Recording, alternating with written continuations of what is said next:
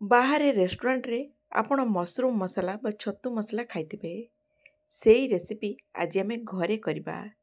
पूरा restaurant style हबो, खाइबा को पूरा मजा आसी जिवो। मु सस्मिता आपण मन को स्वागत करछि मोर यूट्यूब चैनल रे। जदि वीडियोटी भल लागिबो प्लीज वीडियोटी को लाइक कर देबे, अन्य मन को साथ शेयर करिया को भूलिबे नहीं। मो चैनल को सब्सक्राइब कर देबे। आज मैं तैयारी करबा रेस्टोरेंट स्टाइल मशरूम मसाला। एठी मु 200 ग्राम रो नेछि मशरूम, टेबुल मशरूम नेछि। टेबुल मशरूम रे करिवे ते टेस्ट बहुत बढ़िया लागिबो। मशरूम रो ऊपर चोपा को एमती छड़े देबा। सबु चोपा को छड़े देकी भल्ल रे पानी रे 4 रु 5 थर धोई नबा। एमती करके ऊपर सब चोपा छड़े देकी मु धोई देली 3 रु 4 थर। ताकू एमती छोट छोट पीस करके काटी नबा। बड़ बड़ मशरूम को 4 फाड़ करी काटी नेछि, छोट को 2 फाड़ करके काटी नबा। एमती सब काटिला परे गोटे जगार नहीं गली। एठी आमे गोटे कड़े रे किछि तेल पके दबा। तेल रे मु पके देली पियाज। पियाज पाखापाखि 2टा मीडियम साइज रो नेछि। सेथिरे 1 इंच रो अदा, गोटे टमाटर आउ किछि रसुण, सब जिंस को हल्का टिके भाजी नबा।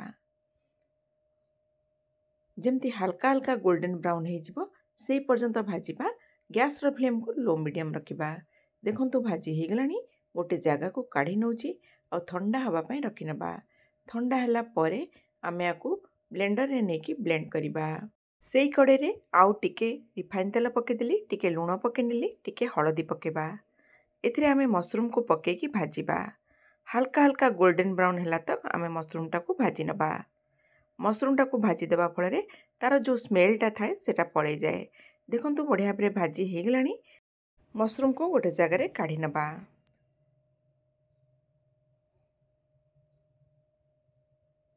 एना ब्लेंडर रे मु किछि काजू नै गली। काजू को आगुरु भिजे की रखि देइथिली। सेथिरे टिके पानी ऐड करिकी भल्ल भाबरे ब्लेंड करि नबा। चिक्कण करिकी एमती काजूटा को बाटी नबा। गोटे जगह रे काढ़ी नेली। एना पियाज टमाटर रसुण को जो भाजी की रखिथिली ताकू भी भल्ल भाबरे ब्लेंड करि नेली। कड़े रे टिके तेल पके नेछि। चाहिले आपण सोरिष तेल रे भी करि परिबे। एठी टिके काश्मीरी रेड चिली पाउडर आगे पके देबा तेल रे। तेलटा को बेसी गरम करिबेनी, नले लंका गुंडटा पोड़ी जिवो। जो मसला को बाटी की रखिथिली ताकू भी पके नबा। प्रथमे तेल रे लंका गुंड देबे काश्मीरी रेड चिली पाउडर, ताहले तरकारी रो कलरटा भी बहुत बढ़िया भाबरे आसीबो। एथिरे धोई के टिके पानी भी एथिरे ऐड करि नउची। मसलाटा को कसिबा को छाड़ी देबा। गैस रो फ्लेम को लो मीडियम रखिबा। मसला कसी हला परे देखंतु ऊपर तेल छाड़िबा स्टार्ट हे गलानी। भल्ल भाबरे गोळेई देबी। एथिरे मसला गुंड ऐड करिबा। गोटे चामच पके देली गरम मसला, गोटे चामच धनिया पाउडर, टिके हळदी गुंड आउ टिके पानी पके देबा। मसलाटा जळी न जाऊ भल्ल भाबरे मिक्स करि देकी आउ थरे छाड़ी देबी। एना मसलाटा को कसी हबा पई देखिबे ऊपर तेल छाड़िबा स्टार्ट हबो। सेई पर्यंत कसिबा। मझिरे मझिरे घांटी दउथिबे। एठी मु 2-3 थर करके घांटी नेची। स्वाद हिसाब रे लूण पके नेली। लूणटा को भल भाबरे मिक्स करके मिसेई देला परे एथिरे जो काजू को बाटी की रखिथिली तार पेस्टटा को एथिरे पके नबा। पकेला परे भल भाबरे गोळेई देबी। देखंतु गोळेई देकी आउ किछि समय आमे कसिबा को छाड़ी देबा। कसिला परे देखंतु पूरा तेल छाड़िबा स्टार्ट हे गलानी। बढ़िया भाबरे कसी हे जाईची।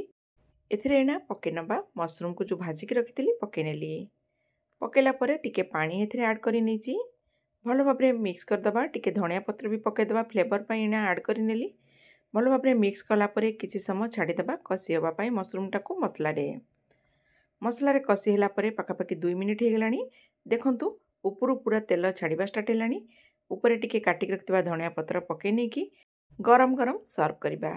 देखंतु एई मशरूम मसाला को जदि थरे खाइबे ना, छतु मसला को केबे भी स्वाद भूली परिबेनी। आपन को लागिबो ना आपण रेस्टोरेंट रो ऑर्डर करिके खाइचंती। एते टेस्ट लागिबो ना, थरे निश्चिंत ट्राई करंतु। तेबे वीडियोटी केमति लागिला, वीडियोटी जदि भल लागिला प्लीज वीडियोटी को लाइक कर देबे, अन्य मानक सहित शेयर करिया को भूलिबे नहीं।